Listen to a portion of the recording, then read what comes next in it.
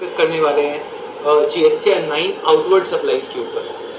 GSTR 9 यानी कि annual return, जिसके अंदर पूरे साल भर का जो अक्यूमुलेटेड डेटा है with regard to your books of accounts, इसके अंदर डिस्क्लोज किया जाता है, राइट। सो जीएसटीआर 9 किसको फाइल करना पड़ता है? GSTR 9 every registered person other than input service distributor, TDS वालों, टीसीएस, कैजुअल टैक्सेबल पर्सन और नॉन रेसिडेंट टैक्सेबल पर्सन, इन 5 कैटेगरी ऑफ टैक्स पेयर्स को छोड़कर सबको एनुअल रिटर्न फाइल करना पड़ता है by 31 December of next year. Now कुछ लोगों को अपना अकाउंट्स को और जीएसटीआर 9 के साथ साथ जीएसटीआर 9C को भी सबमिट करना पड़ता है। जीएसटीआर 9 यानी कि टोटल बुक्स ऑफ अकाउंट्स का जो एग्रीगेट फिगर है वो आपको दिखाना पड़ता है, और रिकंसिलिएशन स्टेटमेंट यानी कि reconciliation between the books of accounts and GST returns भी आपको दिखाना पड़ता है। इसका रिकंसाइल्ड वैल्यूज इसमें जाता है। Now less than 2 crore turnover के लिए जीएसटीआर 9 और 9C was optional for 2021। More than 2 crore up to 5 crore के लिए जीएसटीआर 9 तो मैंडेटरी था but 9C was optional, but more than 5 crore के लिए both 9 9C are mandatory. Annual return covers period from April 20 to March 21, right? इसके लिए अगर हम लोग let's say अगर annual return फाइल नहीं कर पाते तो within 15 days हम लोग को एक नोटिस इशू किया जाएगा जिसमें बोला जाएगा within 15 days of आपको टाइम पीरियड मिलता है, इसके अंदर आपको रिटर्न फाइल करना जरूरी है, right. Late filing fees is 100 rupees per day, right. Late filing fees is 100 rupees per day अगर हम लेट फाइल करते हैं तो, जिसका मैक्सिमम है 0.25% of the turnover of the state. 100 plus 100 करते हुए मैक्सिमम 0.25% ऑफ द टर्नओवर जाएगा। और हम लोग को अप्रैल 20 से मार्च 21 पूरे पीरियड का रिटर्न फाइल करना जरूरी है बिफोर फर्निशिंग एनुअल रिटर्न। अब इस फॉर्म के बहुत सारे पार्ट्स हैं। बेसिक डिटेल्स, पार्ट 2 यानी कि आउटवर्ड सप्लाईज, पार्ट 3 यानी कि आईटीसी, पार्ट 4 यानी कि टोटल टैक्स कितना है, लायबिलिटी, आईटीसी और ये नेट टैक्स, और पार्ट 5 में कोई भी पीरियड का 2021 का कोई ट्रांजैक्शंस आपने 21-22 में करेक्ट किया यानी कि अप्रैल 21 से सितंबर 21 के बीच में करेक्ट किया तो पार्ट 5 में जाएगा। अदरवाइज फिर वो पार्ट 6 है अदर इन्फॉर्मेशन, जिसमें हमें बाकी डिटेल्स देने होंगे। First is financial year. Financial year is April 20 to March 21, right? Now इसमें आएगा GSTN, legal name, trade name. Legal name यानी कि जो पैन में है, ट्रेड नेम यानी कि उसका जो बिजनेस जिससे आइडेंटिफाई किया जाता है। Outward supplies with tax element table 4 में आएगा, outward supplies without tax element table 5 में आएगा। अब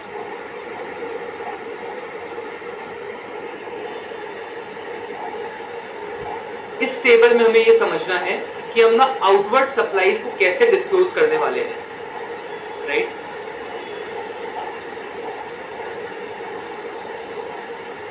outward supplies as per 3B आप मान लो 100 रुपीज है, right. Liability of 1920 shown in 2021 जो अमाउंट है वो हमें अपने जीएसटीआर 9 में डिस्क्लोज नहीं करना, क्योंकि वो पिछले साल के ऑलरेडी 9 में जा चुका है। जो 1920 की लायबिलिटी है जो हमने 2021 में दिखाया वो हमें 9 में कहीं डिस्क्लोज नहीं करना। हमें क्या डिस्क्लोज करना है? Liability of 2021 shown in 2021 which is column 3, right. Column 4 यानी कि जो लायबिलिटी ऑफ 1920 जो हमने पे किया है पीआरसी 03 में, ये कॉलम 4 भी हमें कहीं डिस्क्लोज नहीं करना, राइट। कॉलम 5 है liability of 2021 shown in 21-22। Column 5 में आएगा 21-22, 1920 नहीं होगा, 21-22 होगा, प्लीज एक्सक्यूज मी हियर। जो लायबिलिटी 2021 की हमने 21-22 में पेमेंट करी वो कॉलम 5 में आएगी, और कॉलम 6 में आएगी लायबिलिटी ऑफ 2021 जो हमने अभी तक पेमेंट नहीं करी। तो 3 चीज, लायबिलिटी ऑफ 2021 जो हमने 2021 में कर दिया, लायबिलिटी ऑफ 2021 जो अभी तक हमने नहीं किया, तीसरा लायबिलिटी ऑफ 2021 जो हमने 21-22 में किया, राइट। अब पार्ट 2 में डिटेल्स आएगा library of 2021 shown in 2021 plus liability of 2021 not shown till date, 3 + 6, 3 और 6 दोनों का समेशन आएगा। एंड पार्ट 5 में आएगा कॉलम 5 यानी कि liability of 2021 shown in 21-22, right. इसके मैंने बहुत सारे सिनेरियोज कवर किए हैं, आप इसका वीडियो पॉज करके एक एक सिनेरियो को आप देख सकते हो। बेसिकली इसका सिनेरियो का लॉजिक यही है, लाइबिलिटी ऑफ 2021 शोन इन 2021 आएगा, plus liability of 2021 shown in 21-22 आएगा, और liability of 2021 not shown till date आएगा। पार्ट 2 ऑफ जीएसटीआर 9 में 3 और 6 आएगा, 2021 shown in 2021 plus liability of 2021 not shown till date, और पार्ट 5 में 2021 शोन इन 21-22 आएगा। पार्ट 2 जो है वो सीरियल नंबर 4A से 4C की बात करता है, आउटवर्ड सप्लाईज विथ टैक्स। तो 4A B C अगर आप देखोगे इन सब में ब्रेकअप है B2B का। 4 सबसे पहले टेबल 4 बात करता है जहां पे टैक्स पेमेंट इन्वॉल्व है, table 4A B C। A बात करता है B2C सप्लाईज की, B बात करता है B2B की, C बात करता है export on payment of tax, right. In supplies को आप कहां से लोगे? इन सप्लाईज को आप जीएसटीआर 1 से लोगे जिसमें ये ब्रेकअप पूरा जाता है। अगर आपका 1 और बुक्स पूरा मैच कर रहा है तो आप सीधा 1 से ब्रेकअप ले लो, कोई इशू नहीं है। इन केस आपका 1 बुक से मैच नहीं कर रहा, बुक्स में कुछ चेंजेस है, तो फिर आप बुक्स का फिगर लेना। बुक्स में आप बाइफरकेट करो B2B B2C SEZ में क्या क्या जाएगा और जीरो रेटेड में क्या क्या जाएगा। Next, supply to SEZ on payment of tax. कोई भी सप्लाई अगर SEZ को हमने किया है विथ पेमेंट ऑफ टैक्स तो 4D में जाएगा। E में जाएगा डीम्ड एक्सपोर्ट। F में जाएगा advance on which tax has been paid but invoice has not been issued. कोई भी ऐसी चीज जिसके ऊपर टैक्स पे हुआ बट इनवॉइस इशू नहीं हुआ, यानी कि एज ऑन 31 मार्च ये मेरे एडवांस में खड़ा हुआ है, इसके ऊपर इनवॉइस इशू किया गया नहीं है। 4G में जाएगा inward supplies on which tax is to be paid on RCM, यानी कोई भी ऐसी चीज जिसके ऊपर मुझे टैक्स आरसीएम में देना, सप्लायर ने मुझे सप्लाई किया, मुझे आरसीएम में टैक्स देना है। माइंड यू ये सारे विथ पेमेंट ऑफ टैक्स वाले हैं। सप्लाई टू SEZ, एक्सपोर्ट, ये सारे विथ पेमेंट ऑफ टैक्स वाले ही आएंगे, विदाउट पेमेंट ऑफ टैक्स वाले यहाँ नहीं आएंगे। Next is credit note, debit note, plus there would be supply or tax declared through amendments.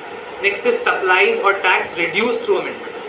अगर आपने कोई भी क्रेडिट नोट 2021 में इशू किया तो आपको 4I में दिखाना है। 2021 का कोई क्रेडिट नोट, डेबिट नोट अगर आपने इशू किया तो 4J में जाएगा। अगर आपने मान लो कोई अमेंडमेंट किया, 100 का 110 किया, तो 100 रुपीज आप मान लो B2B में दिखाओगे, 10 रुपीज आप अमेंडमेंट्स में दिखाओगे।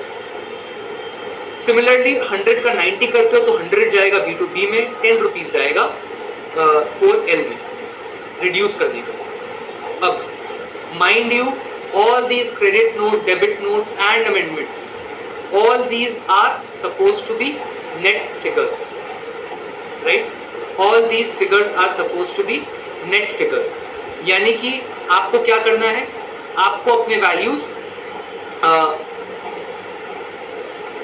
यहाँ पे जो भी आ रहे हैं इन एग्रीगेट दिखाना है पूरे महीने का, राइट, पूरे साल का, सॉरी 2021 के पूरे साल का। प्लीज रिमेंबर नाउ कि आपके पास दो ऑप्शंस है। This table from I to L is not mandatory. आपके पास दो ऑप्शंस है, या तो आप 100 रुपीज B2B में दिखाओ, 10 रुपीज क्रेडिट नोट में दिखाओ, या फिर सेकेंड ऑप्शन है कि आप 90 रुपीज B2B में दिखाओ, क्रेडिट नोट में कुछ मत दिखाओ, यानी कि आप B2B को आप नेट ऑफ करके दिखा दो और I, J, K, L इन सब में कुछ भी फिगर्स मत दिखाओ तो भी चलेगा। Next is serial number 5। Serial number 5 का क्या मतलब है? सीरियल नंबर 5 हुआ tax outward supplies without payment of tax, इन सब पे टैक्स नहीं जा रहा। 5A में जाएगा export without payment of tax, 5B में जाएगा SEZ without payment of tax, right, दोनों without payment of tax. 5C में supplies on which tax is to be paid on RCM by the recipient. इसका मतलब इसमें difference क्या है? Table 4 और 5 के बीच में दोनों में RCM कवर्ड है। टेबल 4 में मेरे आउटवर्ड सप्लाईज की बात करता है। अगर मैं आपको सप्लाई कर रहा हूँ, आपको आरसीएम में देना है, तो मैं दिखाऊंगा इसको टेबल 5 में, आप दिखाओगे इसको टेबल 4 में। बिकॉज मेरी लाइब्रेरी कुछ नहीं है, बट आपकी लाइब्रेरी आ रही है, इसलिए टेबल 4 में जहाँ लाइब्रेरी आती है वहां जाएगी। टेबल 5 में आउटवर्ड सप्लाई जहाँ लाइब्रेरी नहीं है वो जाएगी, राइट। टेबल 5DEF एग्जेम्प्टेड, निल रेटेड, नॉन जीएसटी, ये सारे वो सप्लाईज हैं जिसके ऊपर टैक्स नहीं है। एग्जेम्प्ट, निल रेटेड या नॉन जीएसटी, इन सब के ऊपर टैक्स नहीं है, तो इन सब के ऊपर कुछ भी नहीं जाएगा आपका। इन सब के ऊपर आपका क्या बोलते हैं, निल रेटेड वो हुआ जो एग्जेम्प्ट है, जो सॉरी जिसके ऊपर रेट निल स्पेसिफाई किया गया है। एग्जेम्प्ट वो हुआ which has been exempted by the notification. Non GST supply हुआ अल्कोहलिक लिकर और पेट्रोलियम प्रोडक्ट्स, राइट। तो इन सबको वैल्यूज को आपको यहाँ पे डिक्लेयर करना होगा, right. Similarly credit note, debit note और अमेंडमेंट्स, इन सब का वैल्यूज भी यहाँ पे नेट होके जाएगा। क्रेडिट नोट, डेबिट नोट और अमेंडमेंट्स के सारे वैल्यूज नेट होके जाएंगे। इसका मतलब हमारे पास दो ऑप्शन, या तो हम एक्सपोर्ट में 100 रुपीज दिखाएं और क्रेडिट नोट 10 रुपीज दिखाएं, या सीधा एक्सपोर्ट में 90 रुपीज दिखा दें। ये ऑप्शनल है ये फील्ड, या तो हम दिखाएं क्रेडिट नोट, डेबिट नोट को, या फिर उसको ब्लैंक छोड़ दें, right. I think with this we come to the end of this session. Thank you so much for giving me a very patient hearing. See you in the next video.